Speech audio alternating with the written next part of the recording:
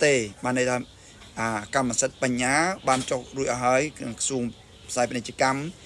cà bên nứt là bố cái bên nứt ở hơi cái thứ cả đá ở dương ở hơi ban được cho mình trong gì phía xa anh chăng này cho mình trong gì anh chăng á hạ bây giờ ẩm nút để rừng chăng khang kéo ẩm nút nó quân lập hiệp nữa nhưng trong gì chăng đó này ban này nhẹ đây cho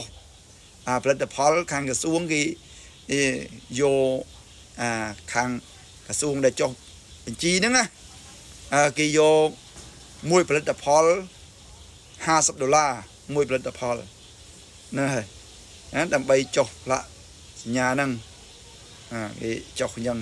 ចុះអីបសអីគេហ្នឹងណាហើយអីចបផណាចបផចុះចបផគេហ្នឹងណាដែលយើងត្រូវចុះផលិតផលរបស់ខ្មែរនឹងបរទេសក៏យកមកក៏ត្រូវតែចុះបផហ្នឹងដែរ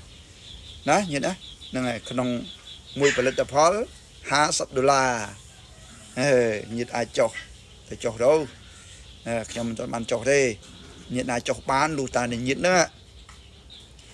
ទៅធ្វើគេហៅទៅមន្ទីរពិសោធន៍យ៉ាងយូរ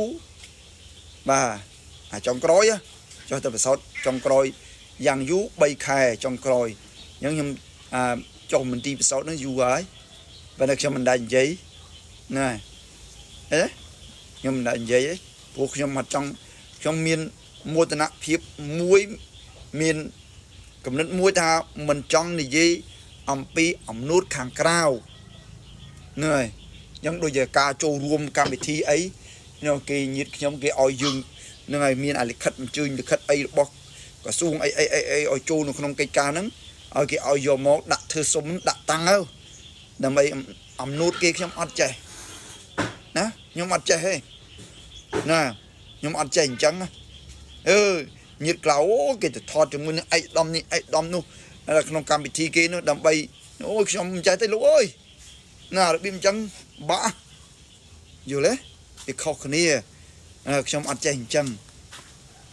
យល់ទេធ្វើអត់កើតអត់ធ្វើអត់បានទេអត់ចេះអញ្ចឹងទេអាហ្នឹងគេហៅអួតខាងក្រៅណាយកស្បែកគេមកពាក់អត់យកគុណភាពយកបរិមាណណាហៅថាអំនួតអំនួតហ្នឹងមិនមែនមនុស្សពិតទេមនុស្សសំដែងណាអត់ពិតទេខ្ញុំអត់ចូលចិត្តរឿងអ្វីដែលមិនពិតទេណាលោកអ្នកសប្បុរសខ្ញុំចូលចិត្តអ្វីដែលពិតអញ្ចឹងមកផឹកមួយខ្ញុំ